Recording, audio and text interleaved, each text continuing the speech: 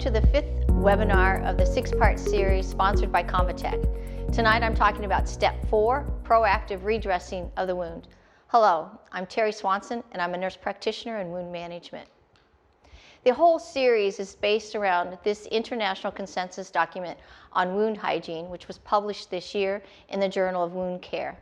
These international experts came together to talk about the concept, knowing that hard-to-heal wounds equaled biofilm and what could, with simple, practical ways, enhance the healing potential. So this whole document, these 26 pages, provide you with easy-to-understand clinical examples and evidence-based practice. I've provided you with the web link, but if you just Google wound hygiene, you'll also get the document if you haven't been provided with it before now. Define hard-to-heal wounds with an early anti-biofilm intervention strategy, wound hygiene. In the first webinar, I talked about the rationale for wound hygiene, equating that to oral hygiene, understanding that it's familiar to us all, part of our everyday activity. What we would like for you to do is to make wound hygiene part of your everyday clinical practice. I then talked about therapeutic cleansing of the wound and the peri-wound, how to do that, and clinical examples. Then I discussed proactive debridement, all types of debridement based on your scope of practice, availability of instruments, and your confidence and competence in doing so. Then I talked about refashioning the wound edge, understanding that the biofilm migrates or is prolific at those wound edges, and for the migration of those healing cells to occur, those edges have to be clean and they have to be moist. And today I'm talking about proactive redressing of the wound. 4 easy steps. Now, the International Wound Infection Institute updated this framework of wound infection continuum. Looking at the arrows, you'll see that there is now an intervention point, and it begins at local infection. And the IWI divided local infection into covert, or the secondary signs of infection, or overt, the classic signs of infection. Either way, if you subscribe to this sort of paradigm, understanding that when you start getting delayed healing and you have hard to heal wounds, it's usually related to biofilm and a wound with healing potential. In 216, we added the biofilm with the arrow, understanding this is also now where intervention is required. And the whole wound hygiene process is about how to do this easily. Now, in that framework, it talked about antimicrobial. That is an umbrella term, so it's an overarching term that means that the product is designed to actively or passively kill or diminish bacteria. And when I'm talking about dressings, I talk about dressings that have active ingredients to actively kill, and others through the action or the nature of the dressing are passively diminishing the bacteria in the wound bed. Antibiotics act selectively on replicating bacteria to kill or reduce, and this can be given systemically or topically. Understanding that biofilm, in the core of that, it has quiescence, or it's low meiotic activity of those, so they're not replicating. So that's why biofilms are tolerant to antibiotics. Antiseptics are chemical agents that can be applied topically to the skin or the peri-wound, or the wound. And in the IWI document, we talk about the newer generation antiseptics because of their low cytotoxicity.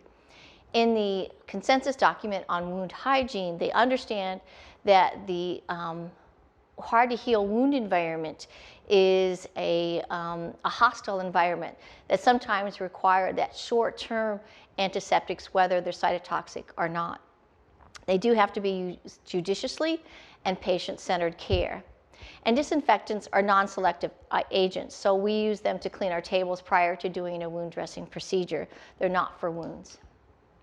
Now, I've repeatedly provided this reference to you in the previous webinars, Johanni et al. Talking about how they tested wound solutions, antimicrobial topical wound solutions, against relevant clinical exposure times. And they did this in 3 models. So in the lab, in explant pig models, and as well as in the clinical setting, showing the log reduction in these exposure times.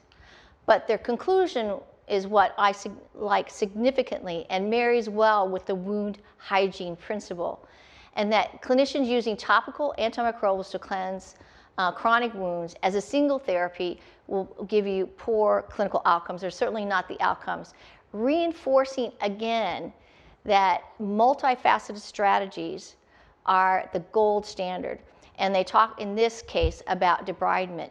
And we know through the wound hygiene concept that you have to assess, you have to cleanse, you have to debride, you have to refashion, and now you have to redress to mop up the disrupted and the free-floating bacteria that you've done through your wound dressing procedure. This was a study published in 2014, and it evaluated about 110 patients. And the number of patients treated with antibiotics per ulcer diagnosis, and you can see it's quite significant. 75% of the patients who attended this clinic had a history of having recent antibiotics. When they used their judgment against the parameters that they were assessing, they would have only prescribed antibiotics in 41% of those patients. And 80 to 90% of the prescriptions are done out in the community, not in the hospital setting. So if we, one, learn the early signs of infection and we implement the wound hygiene strategies, hopefully we won't have to get to this point where we have to use systemic antibiotics. But if we do, there are guidelines, and I've talked about the therapeutic guidelines, which are available online. They are authored here in Australia. Right now, I think they're free to the end of July due to the pandemic. So they give you the drug, they give you the amount to order, and the duration. But they also have a caveat here that systemic antibiotics do not effectively decrease bacterial levels in granulating chronic wounds. So you have to consider adjunctive therapies, and that is what the wound hygiene is telling you, that you need to cleanse, debride, refashion, and provide an antimicrobial dressing post the refashioning. When we're talking about antibiotic therapy, like I talked in previous webinars about antiseptic therapy, there's lots of factors that influence that efficacy or that prescribing pattern. There are 4 main pillars, and that's the infection itself. It can be related to the severity of it, the duration of it, whether they've had previous antibiotics, if they have presumed or proven osteomyelitis. And there's lots of guidelines out there to facilitate you in guidance about prescribing and treatment for osteomyelitis, and in fact, investigation and diagnosis. The pathogens themselves, whether that's gram-negative, gram-positive, anaerobic or aerobic, if they have a history of multi-drug resistant microorganisms, and also we within our own environments have local antibiotic resistant patterns. So each area, if you will, has its own pattern. Each country has their own pattern. And then there's the patient related. Allergies is a big one, and actually it's quite a hard one. Sometimes trying to discern, is it a true allergy? Patients often will take an antibiotic at a time when they're unwell, and they'll relate what they're feeling, what they're experiencing of the disease with the actual drug. So there's lots of influences that are patient related. The other big one is the vascular status. So if a patient has peripheral arterial disease, so even if we give them the right drug at the right amount for the right length of time, if they do not have perfusion and circulation, or circulation and perfusion, then it's hard pressed for that active ingredient, that active antibiotic, to actually reach the target area. And if it does reach it, does it reach it at the concentrations levels to actually be effective? Then there are the drugs issues themselves. So sometimes my patients, I may want to put them, let's say cefalexin, for example. So 500 milligrams 4 times a day, Q6. But they're very forgetful, or they have somebody who comes in and assists them with the taking of the medication. So it might be more prudent to give it 1 gram BD. You have to take into those considerations, and if you have 2 drugs that are equal and acceptable to the condition that you're prescribing, then you have to look at cost as well. But like anything we prescribe, whether it be an antibiotic, a dressing, or a dressing regime, we take the unit cost into the mix of the evaluation, but it's not the sole criteria for prescribing. Now, this was a very interesting article that I came across when I was doing a presentation a couple years ago, and it helped me to understand the difference between tolerance, resistance, and persistence. So tolerance is what the biofilm has. So even with high levels of therapeutic antibiotics, it doesn't decrease the bacteria or the microorganisms because they're tolerant due to a variety of reasons. Now, resistance, we know, is due to the genetic makeup of the bacterium themselves, and that even though you're giving multiple antibiotics for a long period of duration, that it will again be ineffective. And then persistence, or persister cells, was first coined back in the 40s, and this is due to the fact that these cells are inactive, that they have they're not resistant, but they just continue to persist, and even though the antibiotics, and it's due to the fact that they're not high metabolic active microbes. So how do we assess response to treatment? We know that even with antimicrobial stewardship, we are over-prescribing. But we do encourage the patient to complete the course once it's prescribed. Now, those duration times have decreased in the latest guidelines, especially the latest guidelines about diabetic foot from the International Working Party.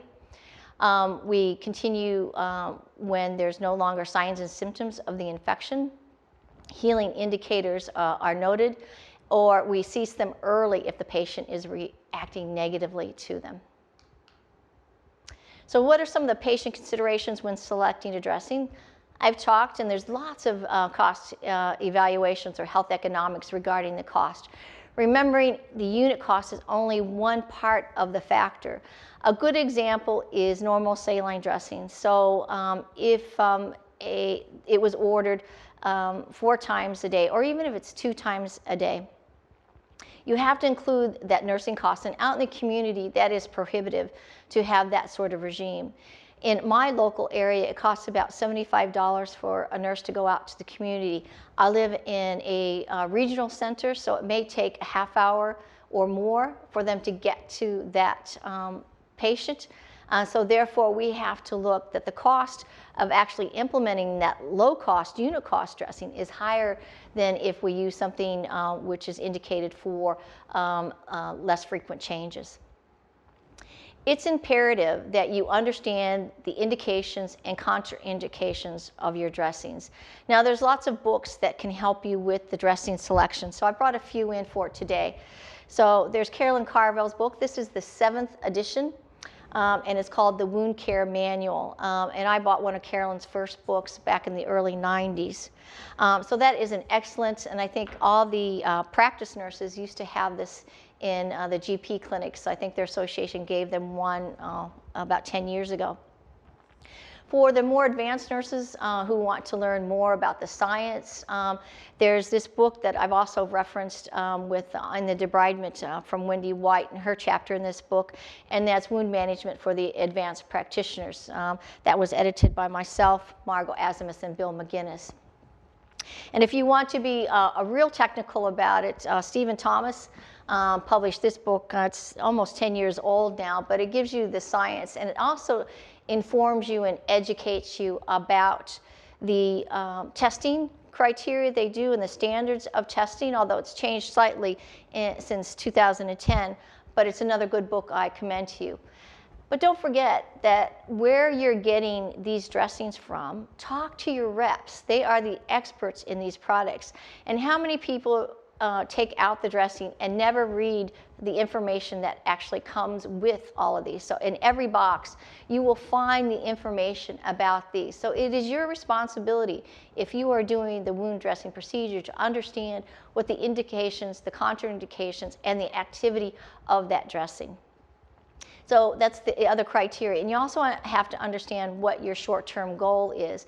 So am I putting this dressing on because I want to decrease the bile burden? Am I putting this dressing on because I want to manage the moisture? And if you are clever about choosing, you can actually choose a dressing that does both as a primary and then the secondary as well. We always have to take into consideration the patient's sensitivities and their preferences. So you can see that this patient has multiple wounds on their leg. They've unfortunately had a bit of a fall. You can see their knees. So do we do sort of a jigsaw puzzle on this leg, or do we protect that fragile skin by doing a zinc bandage with the primary dressing underneath? So there's lots of options. It's just understanding what's available, what they have access. My clinic, I have a catchment area of 250 kilometers. So I try to marry the treatment choices that the patient and I have decided on in the clinic with what they have available and they can afford back in their own environment. Another consideration is this dressing regime going to be with assisted care, so somebody coming in or them going to somebody to help take off and apply a new dressing, or will they be doing self-care? And if it is self-care, there's lots with the COVID coming out, there's lots of new information for the patient on self-care when they couldn't get to clinics. But it needs to be very simple. Not that they don't have capability, but you're talking about cross-contamination and issues that we as healthcare professionals have been learning for years. And then you need to give them the written instructions to go with that so they can follow that. It's a big ask to just give them that verbal information and expect them to remember it. Some of the wound considerations when selecting a dressing are the tissue type and the viability of that tissue. You can see that there's a little bit of slough, some granulation tissue in the middle, but there's lots of pockets. It's not quite healthy yet, but getting there. The presence of local infection, whether it be covert or overt, and the wound depth. And how we determine that depth is we use a sterile probe with a little measuring on the side, and then we check for undermining and tunneling. The exudate level, remember when you're taking that dressing off, you're looking at how saturated how saturated it is. Has it leaked out? Has it come through the outer dressing? And then you're inspecting the peri-wound. Is that in good condition? Are the wound edges macerated? Is it fragile? Because if it's all fragile, reluctant to then put on another adhesive dressing. The predicted wear time, and it's just that, folks, it's the predicted wear time. So manufacturers will tell you that it can be up to 5 days, up to 3 days, up to 7 days. But the level of exudate will determine how frequent that is. And then the last consideration, this is not an all-inclusive list, but just some of the primary ones, is the wound determined as a healing wound? Is it wound maintenance, or is it palliation? And then that helps sometimes determine your choices as well. Now, we don't have an ideal dressing, but if we had, it would have some of these components. Everything that we put on a patient, and we do have the Therapeutic Goods Association, which helps us determine that all products coming into the Australasia region is safe for our patients, safe for the healthcare practitioners. We would hope that many of these products are atraumatic. Understanding that even the products deemed atraumatic in the right conditions can also stick. So you always have to be gentle in removing that. Anything we do has to be cost effective for the patient, for the service that is providing the care.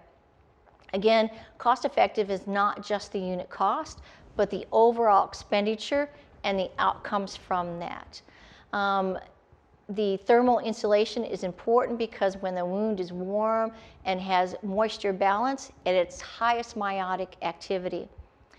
Moisture balance is very important. Too much and you get detrimental effects to the wound. Too little and it desiccates the edges or in fact dries out that wound so there's no proliferation or migration. They need to be sterile, so you need to check the integrity of the products when you're getting them out of your cupboards. It's easy to apply and remove, and that's whether the patient's doing it or not. They need to be easy for the nurses or podiatrists putting them on and off. And it meets the patient's needs. Now, all of this is to provide an optimal wound environment, and that optimal wound environment is a clean, moist, slightly acidic wound that has that body temperature. That it is comfortable for the patient. So some of our dressings, with the activity that they do, it can be stinging. We tell them that if that stinging continues, because sometimes once it warms up, and we've also done some debridement, so it's hard to determine is it the actual application of the dressing or the overall dressing procedure experience. And they need to contour, and we know that when we're using active ingredients in a dressing product, we want it to contour or have something in there that fills up that area. A slight gaseous exchange that helps with the fluid capabilities of it. And that the mechanical protection, so some of them actually have some protection from friction and shearing, what we're looking for. And it doesn't leave fibers, and that's why we've moved away from the cotton balls, that it left a lot of cotton fibers within that and caused inflammatory responses.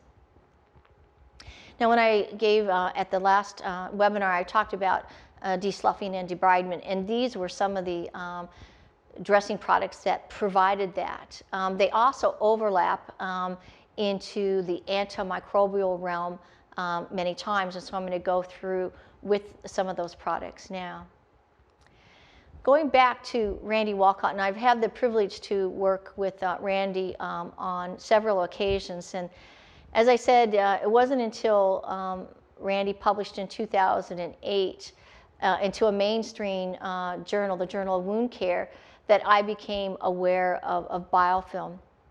And then in 2010, between 2008 and 2010, he was doing a lot of publications, and this is from a 2010 journal article, and he showed that with sharp debridement, it opened up a time-dependent therapeutic window. So he was showing that with exposure to an antibiotic, there wasn't much decrease in the bacteria. The log reduction was minimal.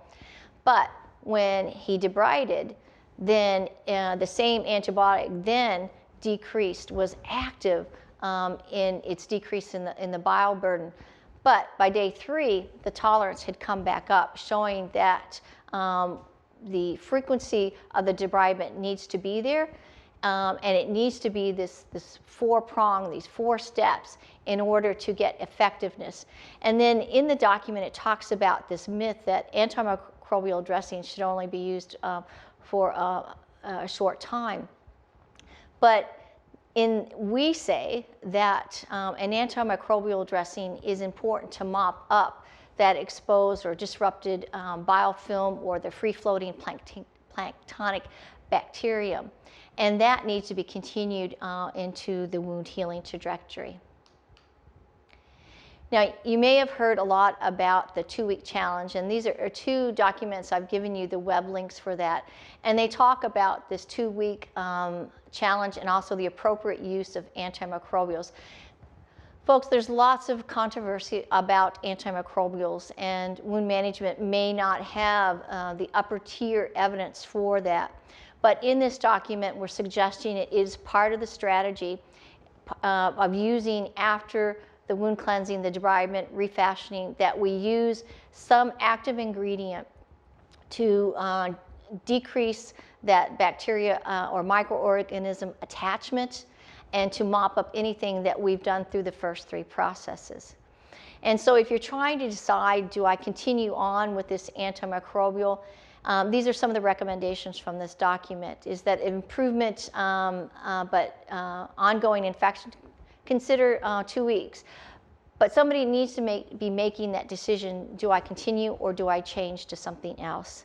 And if you're not getting in an improvement, hope is not a strategy, so don't continue with that. Change over to a different type of antimicrobial, or change or increase the frequency of debridement, or reassess that wound again to see if you maybe missed something. Is the diagnosis correct? Do I need, does it have more signs of infection?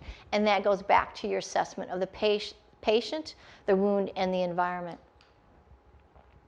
So some of the antimicrobial dressings listed in the document are silver, honey, iodine, PHMB.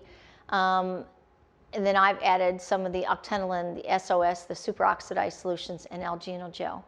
Now this, when I came across these photos, it was quite interesting. So you can see in the top photo that the dressing didn't actually cover the whole wound bed, and you can see that the treated area is cleaner than the proximal bit that didn't have the primary dressing.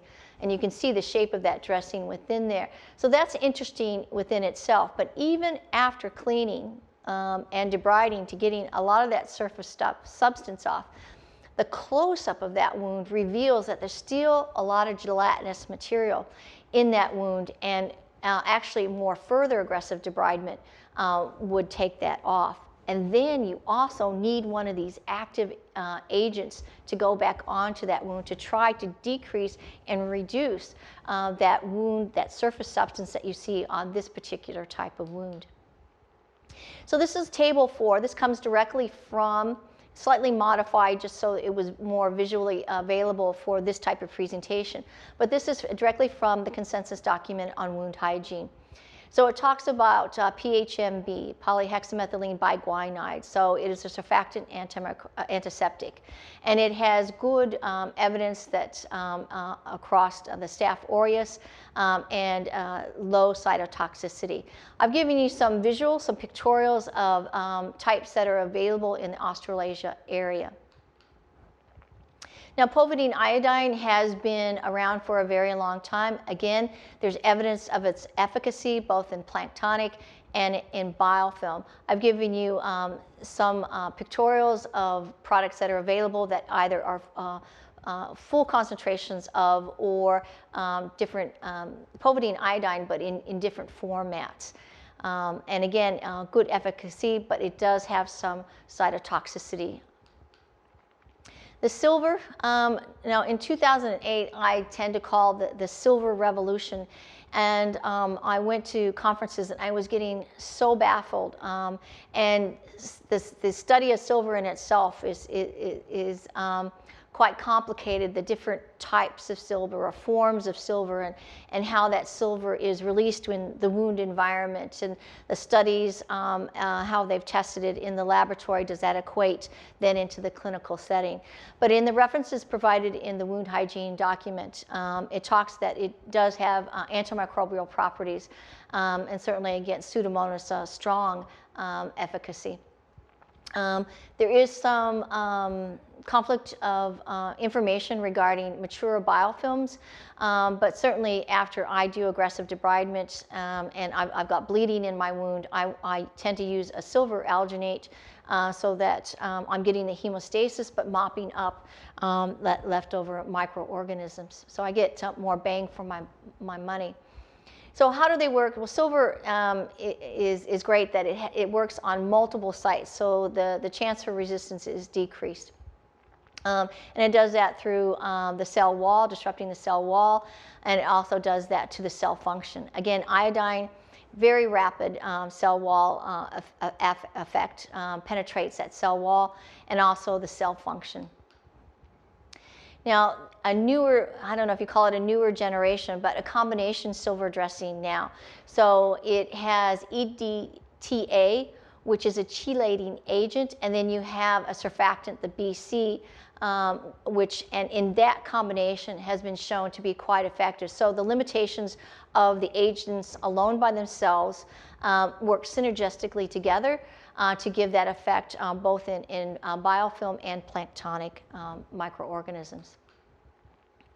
When I talked about the silver before, understanding that there's different types, but also how it functions. And most of the silvers require fluid in order to the silver to be released.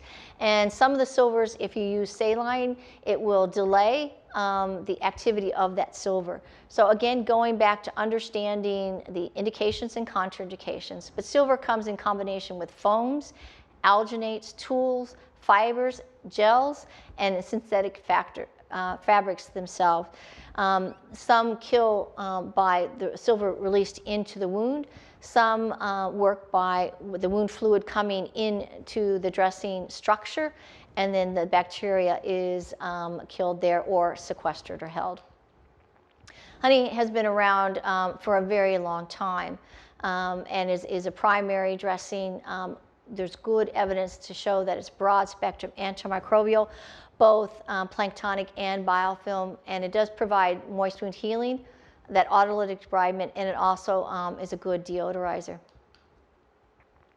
Alginal gel or enzymatic alginal gel, it's a hydrogel with alginate, and they have two types, the 3% or the 5.5 alginate, and that helps the more alginate, slight increase in absorbency. And it has two enzymes, and glucose oxidase and lactoperoxidase. And the lactoperoxidase is also found in the honey. So the activities of the bactericidal effect are similar. But there are other dressings that are not included in the consensus document that I provide for you today. And that is hypertonic, capillary wicking, DAC or bacteria binding, fiber dressings, carbon dressing, surfactants, and negative pressure. You can see with this patient's wounds that it's on a surface, it's on the plantar surface, that the patient is already missing a toe, so you can surmise that they've had an injury or they have peripheral artery disease. The patient has peripheral artery disease, but you can see they're eliciting classic signs of infection. There's some edema in that foot. There's also that erythema that's spreading. So this patient has a significant infection. So I have to do all the modalities to treat this infection. If I were just to give them antibiotics, I would be missing part of the treatment regime.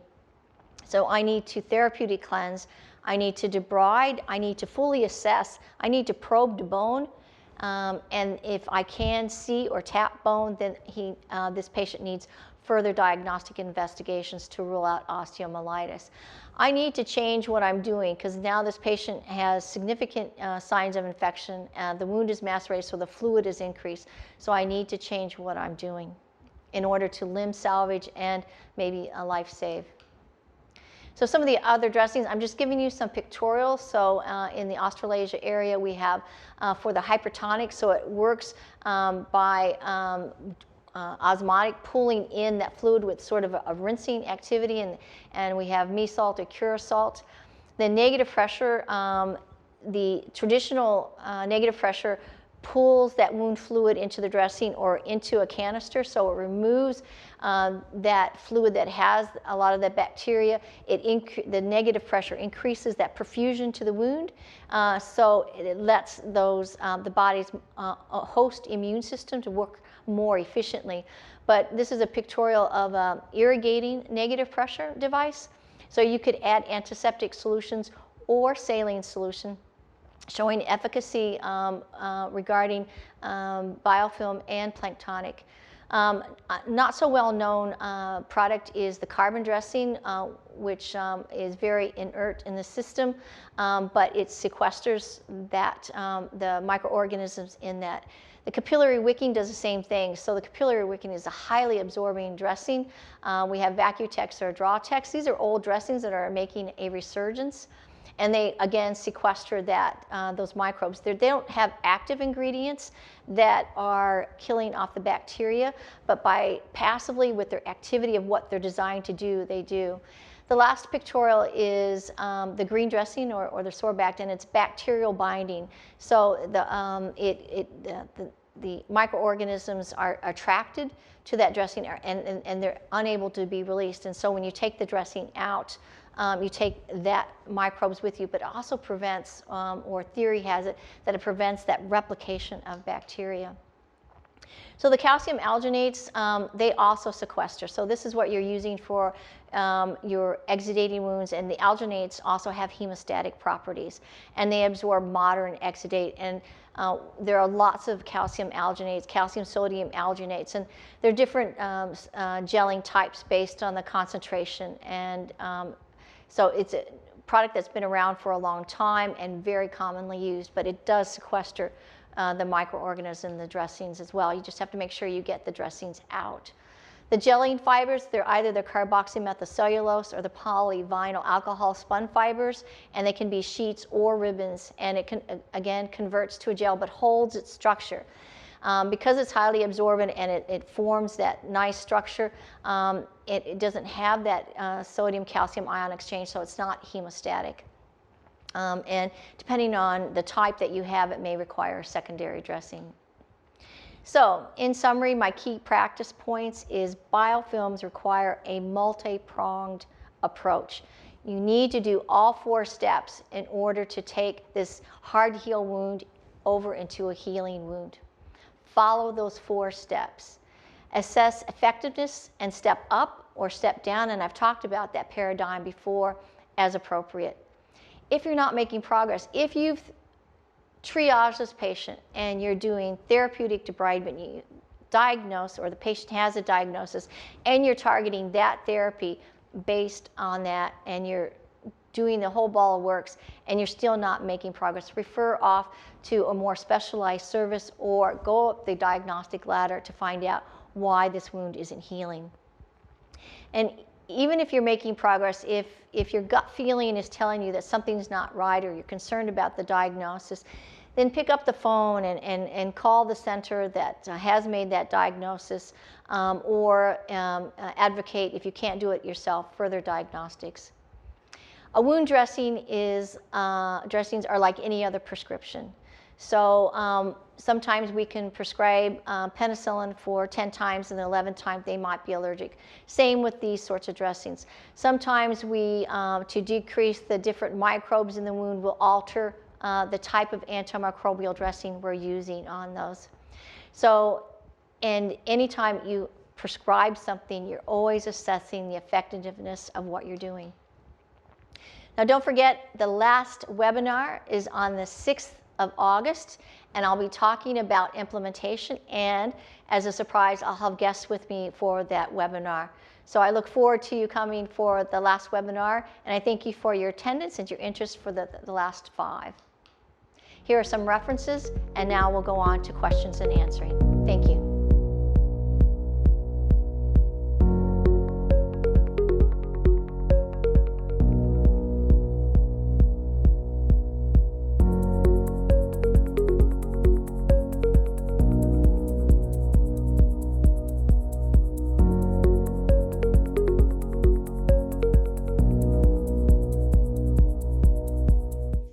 Hello, everyone. I hope you found that good. I've been answering some questions. I'll start with the latest question, and that was, have you got any advice about compression dressings? I'll bring it over. So, do we continue compression into wound healing? So, if you've done the vascular assessment and you've ruled out those contraindications for compression, we know that any patient who has a wound on a limb, whether it be an arm or a leg, that, but especially the lower leg, if you provide them with support or compression, that it does promote improved perfusion to that area and protection. So for my patients who say had a venous leg ulcer, we definitely put them into compression. That's 90% of the treatment. Dressings are only 10%. They have to stay in a dressing at least 1 month post-healing. So if they've taken 4 months to heal, it takes, in a young healthy adult, it takes 28 days for that skin to mature and strong enough to take the normal daily activity of wearing clothing to that site. So my patients, once they've been fully declared healed, knowing that it takes a month for that maturation just to that level, takes another 28 days, but they do stay in compression. And if they have a venous leg ulcer, that is not curing the disease, the venous insufficiency. So they have to stay in compression. It's a lifelong journey unless they have curative through surgery.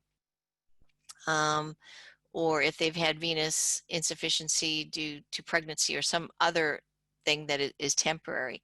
So yes, compression, if it's been a skin tear, and they have other things where they don't have venous disease, and you just want to support that, light compression is certainly continued until healing and slightly thereafter, because that new tissue, if the edema is allowed to come in, it causes that lateral tension as well. And so then another anonymous, is a silver dressing appropriate for infected wounds with moderate exudate? So I've talked to you about silvers and the different types. So you have to manage the level of exudate. And yes, silver is appropriate for an infected wounds. That's what they were developed for.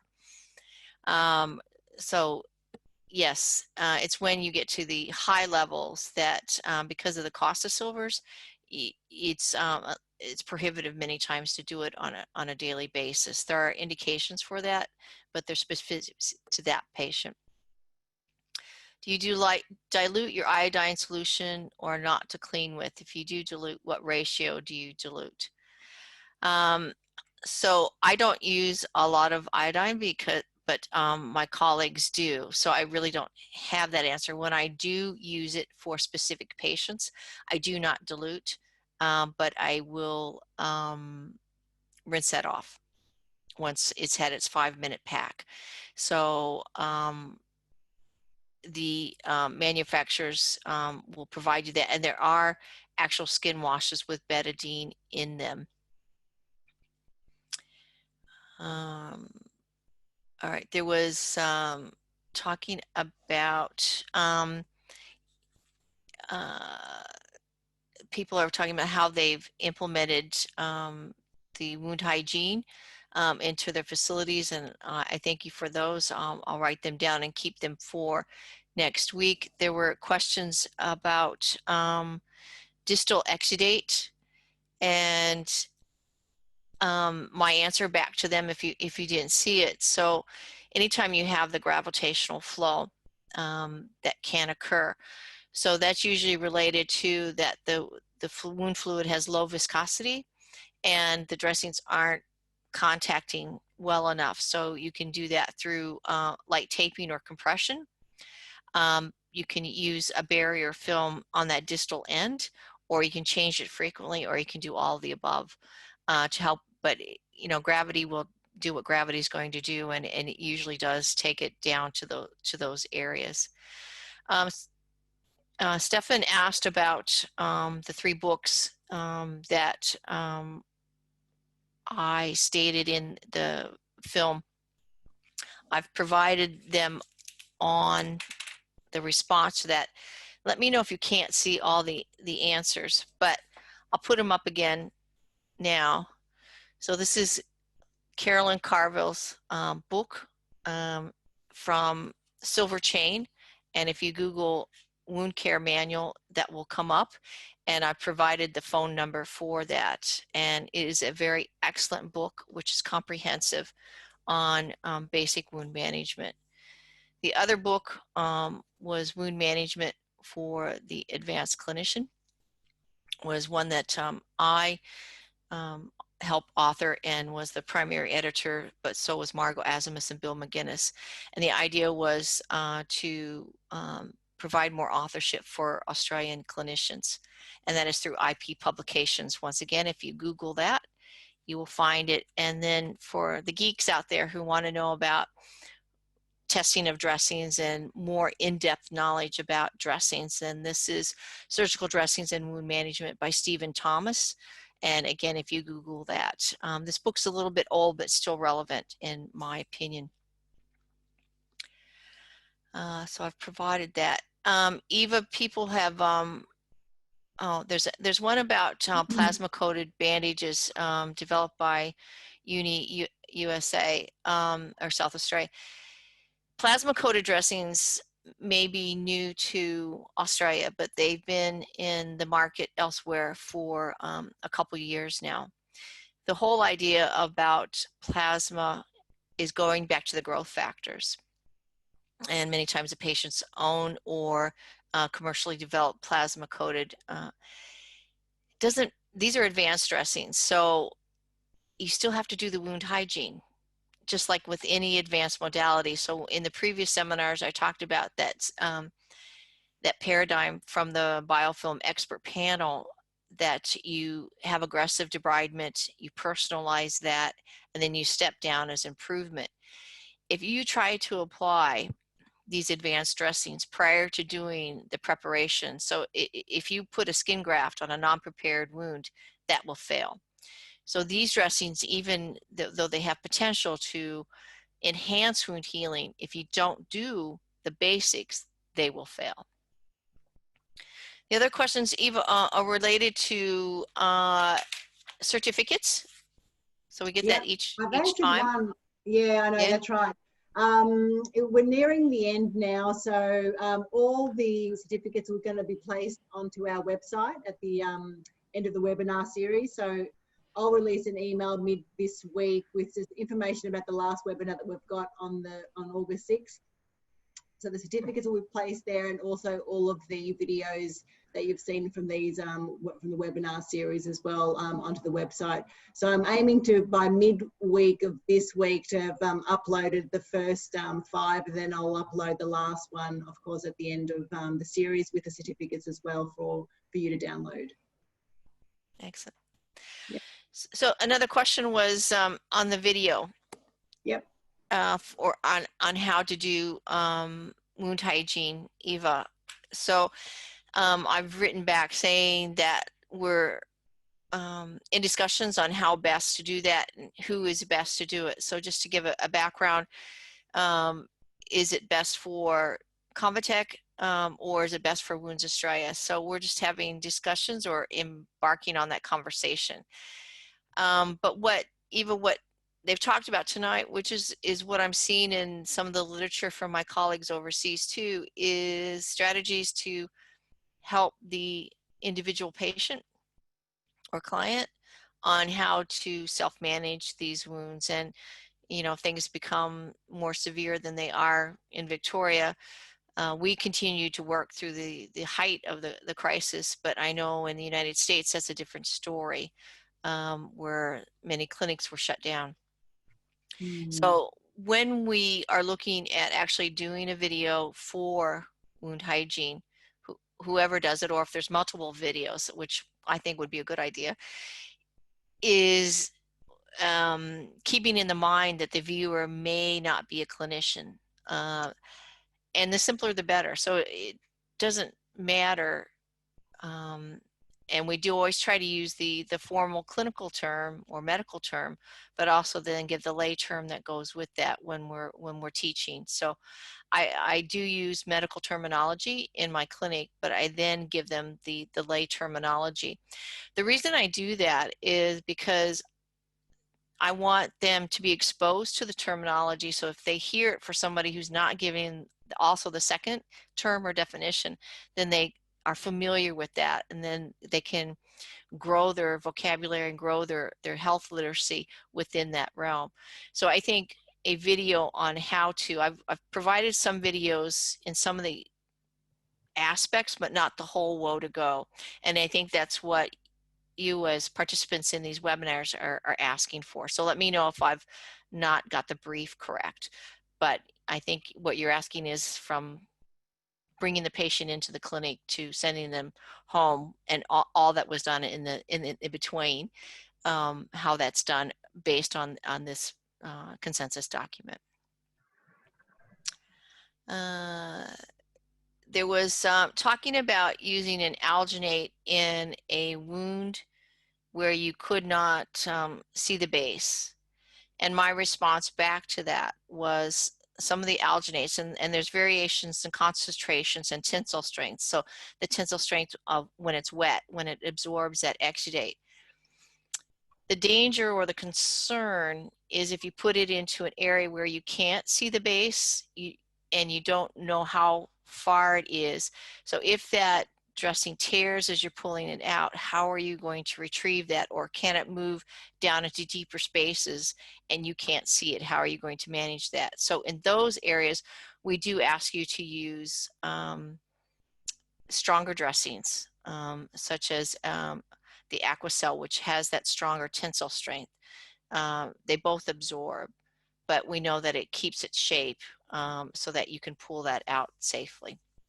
So I hope I answered that question. There was a question on how to implement wound hygiene via telehealth.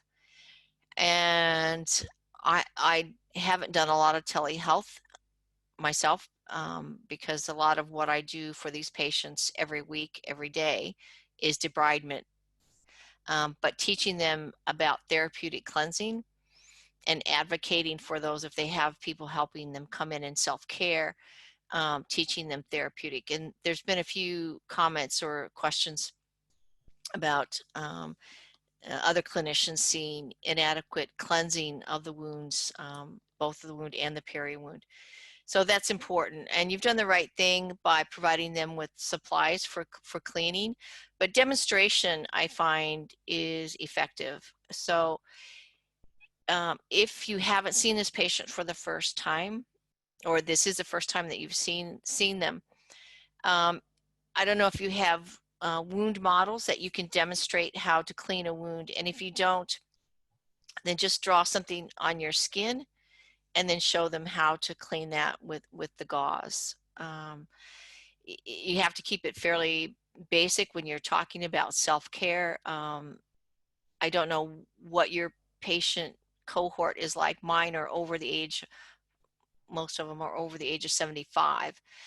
So you have to think of vision, dexterity with opening and actually physically doing the cleansing. So you can work with them through the telehealth as to how best to do that. Depending on which format, you can actually talk to them as they're doing it and improve their skills that way. Do you have any, from your colleagues, Eva, any other recommendations on how on telehealth to do that? No, not at this stage, Terry. How you explained it was great. But anything that we do find out, we'll certainly communicate that with everybody. Okay. I'm looking at other questions. For those of you who are already implementing, I just think that's fantastic. And thank you for the feedback that you're providing for us. It's helped shape the webinars each time. And the whole idea of presenting this information was to give you good basic information. And then we hope to bring that home with the last one. So I think there's, I saw two messages come up, but I don't know where they are, Eva. I'm trying to find them. All right. Oh, no, they were just thank you. So that's good. excellent. Any other comments or questions? Anyone? Okay, I don't know how to do the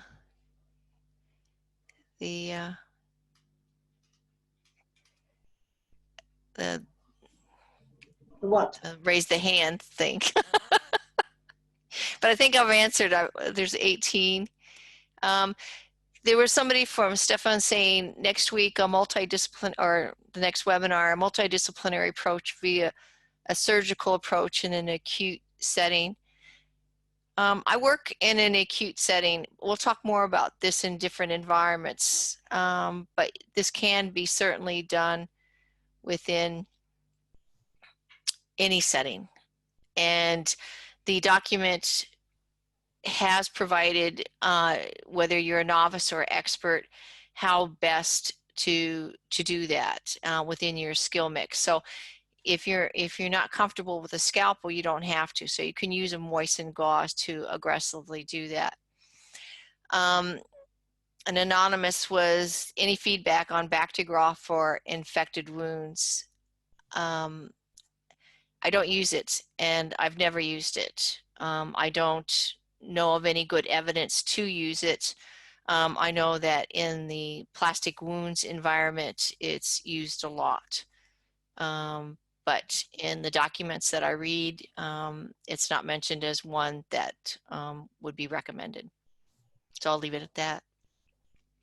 Can you repeat the name of the author on the book on wound hygiene? So the multiple authors for the document are in the document, but the books, Eva, maybe we can, when on the section for the webinars, you can list the books that I've noted Absolutely. tonight. Yeah, I'll put a link with the for the consensus document and for the books as well, the website after we've posted them all. So Fantastic. they can access everything that they need at once. Excellent. Yeah, Excellent. good. That makes it a lot easier. Yeah. And because if I'm understanding, again, to reiterate, you will be sent links to the webinars, Eva. Yes, Is that's that right. correct? That's correct. Oh, no, sorry. They'll be getting an email with a link to the website, and from there they can just download. Oh, not down. They can watch whichever video that they haven't seen, whichever module. But it'll all be there in completed. However they want to access it, if it's the certificates or if it's module 1 and 4 that they missed or they want to rewatch, it'll all be available then. Excellent. People wanting hard copies for the slides. We're not sure about that. That may, watch this space. It may be again on the website, but I'll communicate more with that, at the close of the webinar series. Okay. That reminds me, somebody sent me an email asking for the CPD. This is probably not limited to New Zealand, but this person was from New Zealand, asking for the learning modules for 3 questions or the quiz for each module. So I will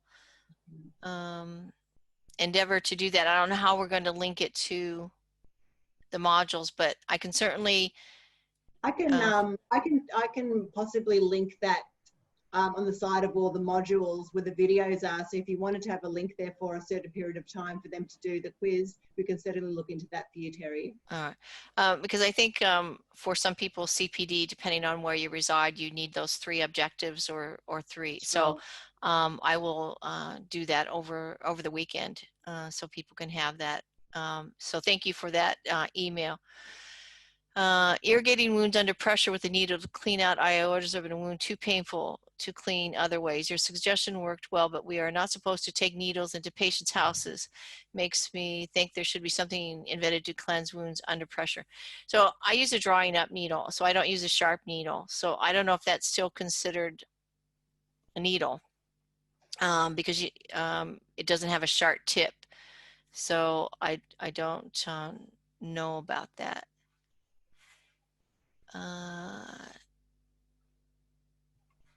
There's some questions here. I'm trying to find them. Sorry, folks. Yeah.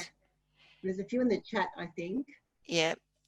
Does anybody know where to get Dermies in New Zealand? It appears to be no longer available here. Not sure why. I don't know either.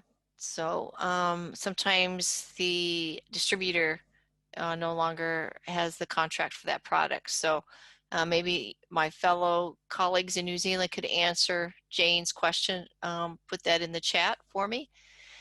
Is there anything, such thing like this particular or type of dressing needs to be changed daily, alternatives? I'm not sure.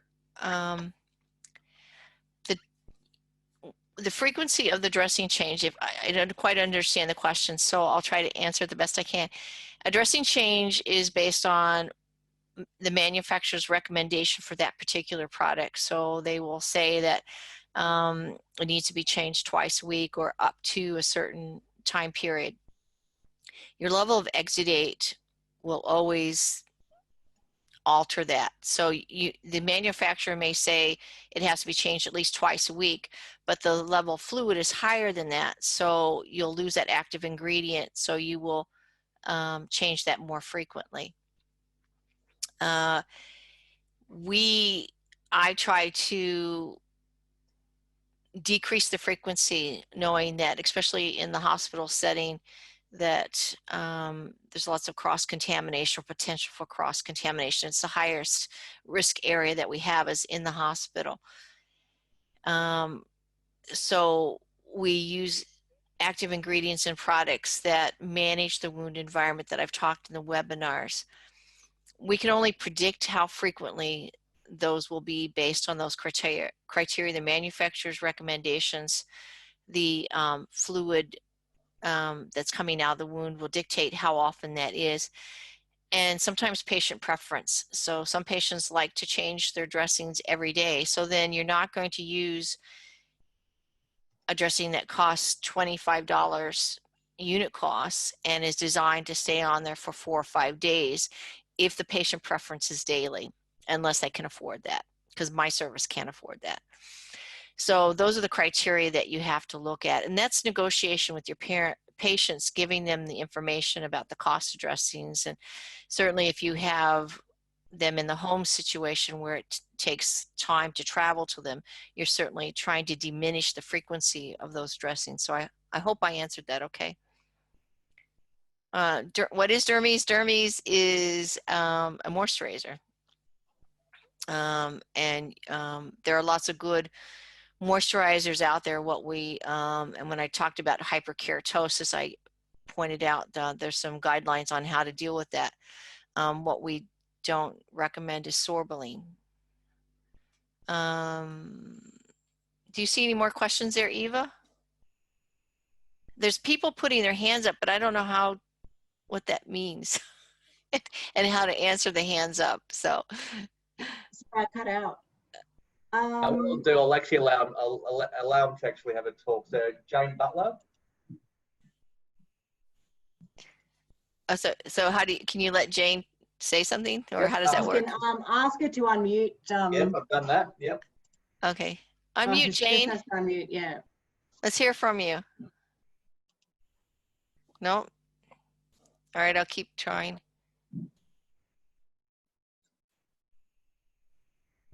Okay, I think that's all I have.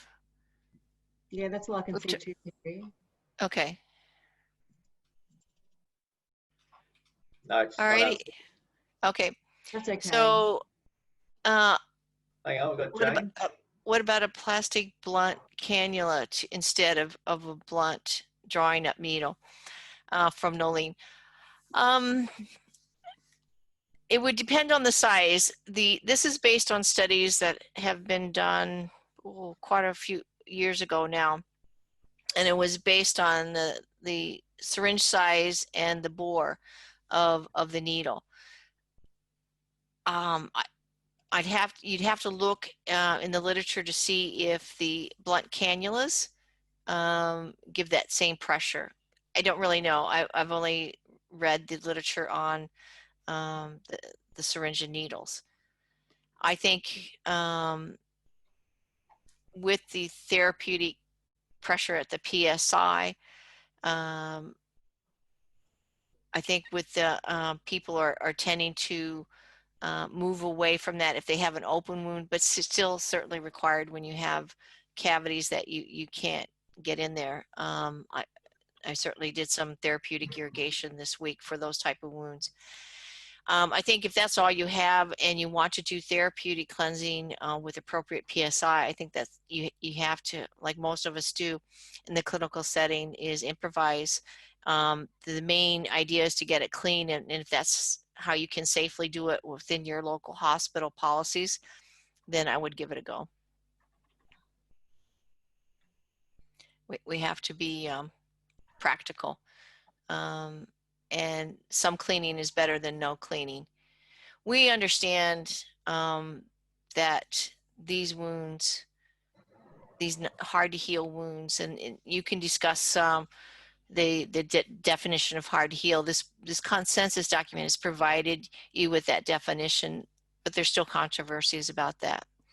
But what even the scientists, the microbiologists, the clinicians, the medical people, nursing, podiatry, allied health, one thing we can all agree is, and I've shown you clinical examples, that if you don't remove that debris, then all the dressings in the world, if they can't penetrate, if they can't interact with the wound environment, then it's ineffective. And wound healing is a billion-dollar industry.